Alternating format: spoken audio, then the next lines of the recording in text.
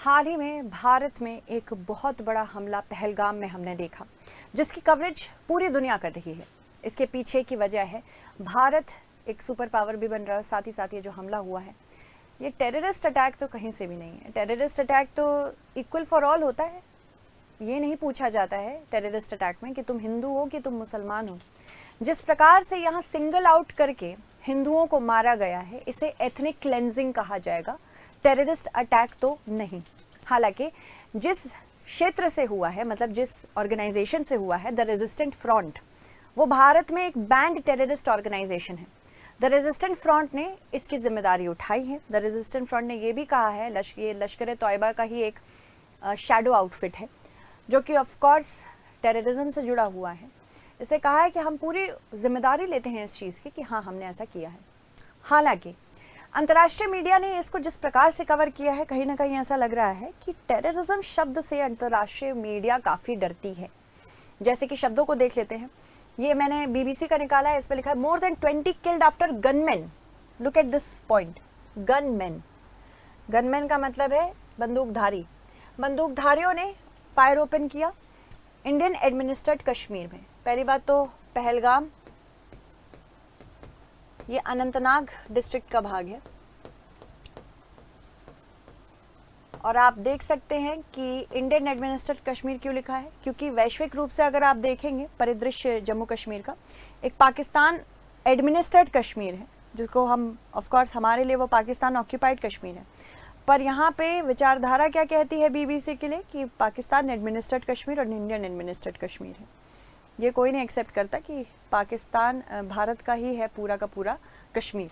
तो गनमैन लिखा है। गनमैन तो कोई भी हो सकता है, कोई भी हो सकता है। आपके घर में कोई व्यक्ति अगर बंदूकधारी बन जाए तो वो भी गनमैन हो सकता है। पर क्या ये गनमैन थे? ये क्या सिर्फ बंदूकधारी थे? नहीं, ये एक टेररिस्ट ऑर्गेनाइजेशन को बिलोंग करते थे। जिस टेररिस्ट ऑर्गेनाइजेशन का नाम है द रेजिस्टेंस फ्रंट। ये लश्कर तौयबा से संबंधित है। ये वही लश्कर तौयबा है जो कि कहीं ना कहीं भारत के लिए हमेशा कुछ ऐसी पर्सपेक्टिव और ऐसे प्लान्स बनाता रहता है जिससे भारत के टुकड़े होंगे हजार। ठीक है, ये चाहता है ऐसा। इसके अलावा बीबीसी के अलावा आप देख सकते हैं गार्डियन ने भी लिखा है at least 26 tourist killed by suspected militants. मतलब यहाँ पे अभी सस्पेक्टेड ही है कि मिलिटेंट है। मिलिटेंट और टेररिज्म में बहुत फर्क होता है। क्या होता है ये बताऊंगी। ठीक है, इसके अलावा नेक्स्ट देखते हैं। वो ये तो 20 गनमैन वाला मैंने बता ही दिया था। साथ ही साथ हर जगह ये शब्द यूज़ किया गया, मिलिटेंट या गनमैन, मिलिटेंट या गनमैन। टेररिज्म एक बहुत बड़ी चीज़ होती है। बहुत सारी कंट्रीज़, बहुत सारे माफ़ कीजिएगा ऑर्गेनाइजेशंस इस शब्द को इस्तेमाल करने से थोड़ा सा बचती हैं। उन्हें लगता है कि अगर हमने ये शब्द इस्तेमाल कर दिया तो हम किसी एक पर्टिकुलर कंट्री के साइड ना हो जाए। देखिए, क्योंकि टेररिज्म क्या होता है, टेररिज्म का जनरली एक कोई ब्रॉड डेफिनेशन नहीं है। पूरे वैश्विक स्तर पे किसी ने कोई डेफिनेशन नहीं रखी है। पर टेररिज्म कहा जा सकता है कि वायलेंस का इस्तेमाल करके लोगों के हृदय में किसी न किसी प्रकार का भय क्रिएट करना, उसको टेररिज्म कहते हैं। टेररिज्म इक्वल टू ऑल होता है। टेररिस्ट ऑर्गेनाइजेशन भारत में कौन है? जो अनलॉफुल एक्टिविटीज प्रिवेंशन एक्ट के अंतर्गत आए। तो कोई भी चीज अनलॉफुल एक्टिविटीज प्रिवेंशन एक्ट 1967 के अंतर्गत आती है। मतलब अगर बताया जाए कि इसके अंतर्गत कोई भी ऑर्गेनाइजेशन, कोई भी इंडिविजुअल अगर रजिस्टर किया जाता है तो वो टेररिस्ट ऑर्गेनाइजेशन या वो टेररिस्ट हो सकता है। तो टेररिज्म की वैश्विक स्तर पे कोई भाषा नहीं है, कोई, हाँ माफ़ कीजिएगा, कोई डेफिनेशन, परिभाषा नहीं है। इस वजह से कोई जनरली कंट्री, कोई अंतर्राष्ट्रीय मीडिया टेररिस्ट शब्द का इस्तेमाल करता ही नहीं है। वो मिलिटेंट्स कहते हैं। मिलिटेंट्स जो हथियार धारक होते हैं, कोई भी मिलिटेंट हो सकता है। पर कोई व्यक्ति किसी विचारधारा को बिलोंग करता हो और अगर वो वायलेंस का इस्तेमाल करता है तो उसे टेररिज्म कहते हैं। पर ये जो हुआ है वो टेररिज्म भी नहीं है बच्चों। ये तो टूरिस्ट के ऊपर साफ साफ पूछा जाता है कि आप कलमा पढ़ के दिखाइए। अगर आप अपने आप को मुसलमान कह रहे हैं और अगर आपने कलमा पढ़ के नहीं दिखाया तो हत्या कर दी जाएगी। ये टेररिस्ट का कहना था। माना जाता है कि 6-7 टेररिस्ट थे और उसमें से 4 से 5 टेररिस्ट पाकिस्तान से आए थे। तो इसके बारे में थोड़ा सा जानते एग्जैक्टली हुआ क्या था पहलगाम में।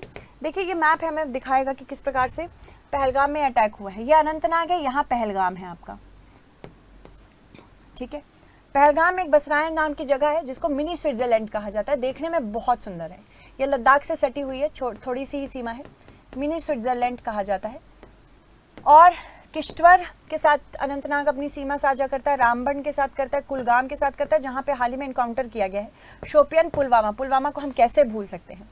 तो अगर आप देखते हैं पहलगाम में जनरली लोग टूरिस्ट जाते हैं। हाल में जो 22 अप्रैल, इस डेट को नहीं भूलना है बच्चों, बहुत बड़ी चीज़ हुई है। 22 अप्रैल 22 अप्रैल 2025 को लगभग 3 बजे का समय था, जब कुछ नेवी मतलब माफ़ कीजिएगा आर्मी ऑफिसर्स बन के कुछ टेररिस्ट हमारे भारत के अंदर घुसे। उन्होंने साफ साफ पूछा कि आप कौन से धर्म से बिलोंग करते हैं। जब वो अपना धर्म नहीं बता पाए या उनके धर्म में उन्होंने जो भी झूठ भी बोला, बचने के लिए काफ़ी लोगों ने वहाँ पे कलमा पढ़ना शुरू कर दिया था, काफ़ी महिलाओं ने अपना सिंदूर पोंछ दिया था, ताकि ये ना पता चले कि ये धर्म के आधार पर अगर हमें मार रहे हैं और अगर हम हिंदू निकले तो ये हमें भी मार सकते हैं। पुरुषों को साफ साफ पूछा गया आप हिंदू है मुसलमान है। कथित तौर से सरकमसिशन चेक करने के लिए टूरिस्ट के कपड़े तक उतरवाए गए हैं। ये सारे एलिगेशंस विक्टिम्स द्वारा लगाए गए हैं और ये विक्टिम्स और सर्वाइवर्स अभी इनके एलिगेशंस की जांच पड़ताल चल रही है।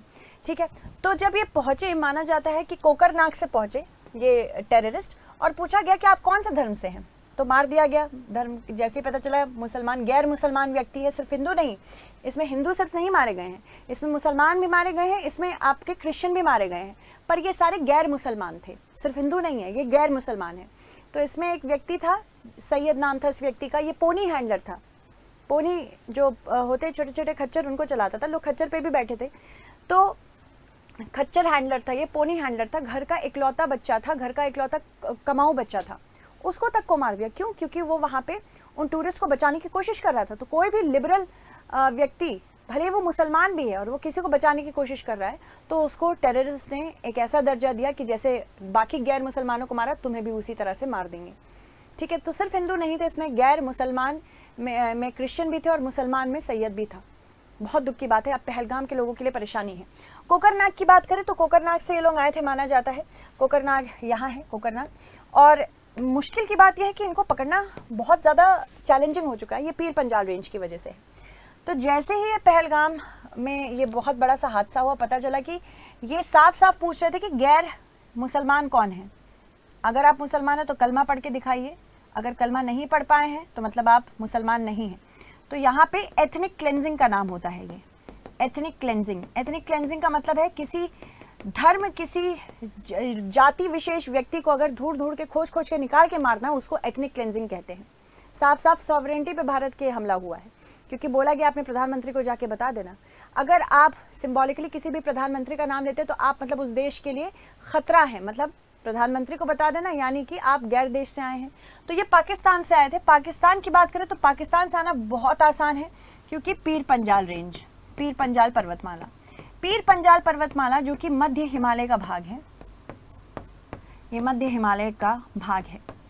दिक्कत ये है कि ये बहुत घना है, घना फॉरेस्ट है, इसमें डेंसली फॉरेस्टेड है, और यहीं से घुस घुस के आतंकवादी पाकिस्तान से आते हैं, पूंछ, राजौरी, रियासी, इन सारे जिलों में फैलते हैं, और फिर उसके बाद लोकल्स की मदद से, सारे लोकल्स नहीं बच्चों, लोकल्स की मदद से, कुछ लोकल्स हैं वहाँ के सपोर्टर्स मिलिटेंट्स के, वो चाहते हैं कि कश्मीर या तो आज़ाद हो जाए या पाकिस्तान के साथ हो जाए, पर भारत के साथ ना हो, ऐसे भी लोग हैं, तो वो इनकी मदद करते हैं और ये सारे क्षेत्रों में ऐसे फैलते चले जाते हैं। स्पेसिफिकली अगर आप देखें मुजफ्फराबाद, पूंछ, राजौरी, मीरपुर, जम्मू, इन सारे रीजन्स में, रियासी, इन सारे रीजन्स में मिलिटेंट्स आराम से फैल जाते हैं पीर पंजाल रेंज की वजह से, क्योंकि डेंसली फॉरेस्टेड है और काफ़ी इधर से चौड़े हैं, तो चौड़े से यहाँ पे आने में इनको मुश्किल नहीं होती, पर हमें यहाँ पे काउंटर इंसर्जेंसी ऑपरेशंस करने में प्रॉब्लम होती है।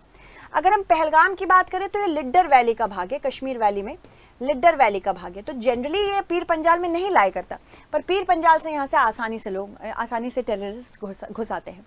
अब यहाँ पे पाकिस्तान के अगेंस्ट क्या होना चाहिए, ये भारत ने पहले से सोच के रखा नहीं था, पर कैबिनेट कमेटी ऑन सिक्योरिटी की मीटिंग हाल ही में हुई है और कैबिनेट कमेटी ऑन सिक्योरिटी ने 5 पॉइंट्स निकाले हैं।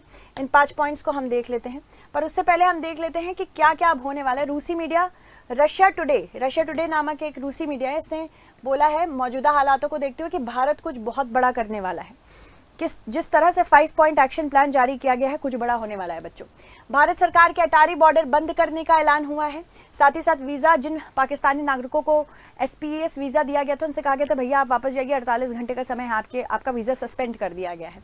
वीजा को लेकर भारत आए पाकिस्तानी नागरिक पंजाब के अटारी चेक पोस्ट पर वापस भी लौट रहे हैं। अटारी वाघा बॉर्डर क्लोज कर दिया गया है। केंद्र सरकार ने पाकिस्तान सरकार के एक्स हैंडल को भारत में बैन किया है कि आप किसी भी प्रकार की नैरेटिव वॉर मत करिए। इसके अलावा अमेरिकी विदेश मंत्रालय ने एडवाइजरी जारी करके अपने नागरिकों को जम्मू कश्मीर ना जाने की सलाह दी है। बहुत बड़ा कुछ होने वाला बच्चों, मैं बार बार कह रही हूँ। श्रीनगर के दुकानदारों ने पहलगाम हमले के विरोध में काले झंडे लगाए, क्योंकि सबसे ज़्यादा दिक्कत जो वहाँ के अच्छे कश्मीरी हैं, जो ऐसे कश्मीरी हैं जो भारत के साथ रहना चाहते हैं और किसी भी व्यक्ति की हत्या नहीं चाहते हैं धर्म के आधार पर या किसी भी आधार पर, इनके लिए सबसे बड़ी दिक्कत है बच्चों, क्योंकि इनकी रोजी रोटी पूरी टूरिज्म से है। और अगर वहाँ मान लीजिए वहाँ टूरिज्म नहीं होगा तो पता है क्या होगा, यहाँ टेररिस्ट को और टेररिस्ट ऑर्गेनाइजेशंस को इकोनॉमिक वैक्यूम क्रिएट करने का मौका मिल जाएगा कि आप पैसे से इनको तोड़ देंगे तो आपको 50-50 रुपए में पत्थरबाज मिल जाएंगे। और जहाँ पे इकोनॉमिक वैक्यूम क्रिएट हो गया, वहाँ पे तो कोई भी वैक्यूम क्रिएट हो सकता है, रेडिकलाइजेशन आराम से हो सकता है। राष्ट्रपति से भी मिलने पहुंचे अमित शाह, कुछ बड़ा होने वाला है बच्चों, फिर से मैं बार बार कह रही हूँ। इससे पहले भारत ने गुरुवार दोपहर INS सूरत युद्धपोत से मिसाइल की टेस्टिंग भी की है। कुछ ही समय पहले टेस्टिंग सफल रही। सतह से समुद्र पर हमला करने के लिए सफल परीक्षण भी लिए गए। जम्मू कश्मीर के पहलगाम में 22 अप्रैल की आतंक की घटना को लेकर आज 6 बजे शाम को सर्वदलीय बैठक हो रही है। ठीक है। इसके अलावा दूसरी तरफ मीडिया रिपोर्ट्स के मुताबिक पाकिस्तान सरकार 1972 में भारत के साथ हुए शिमला समझौते को रद्द करने पर विचार कर रही है, जो सीज फायर से संबंधित है। तो अगर सीज फायर संबंधित है तो मतलब कुछ ना कुछ बड़ा होने वाला है, फिर से मैं बता रही हूँ। तो जो 5 ऑर्डर्स दिए गए थे, पहले तो suspension of Indus water treaty, खून और पानी साथ में नहीं बह सकते। इंडस वाटर ट्रीटी 19 सितंबर 1960 को साइन की गई थी, 19 सितंबर 1960 को साइन की गई थी कि भाई जो इंडस, झेलम और चिनाब, इनको वेस्टर्न रिवर्स कहा जाता था, इनका पूरा इस्तेमाल भारत ने पाकिस्तान को करने के लिए दिया था।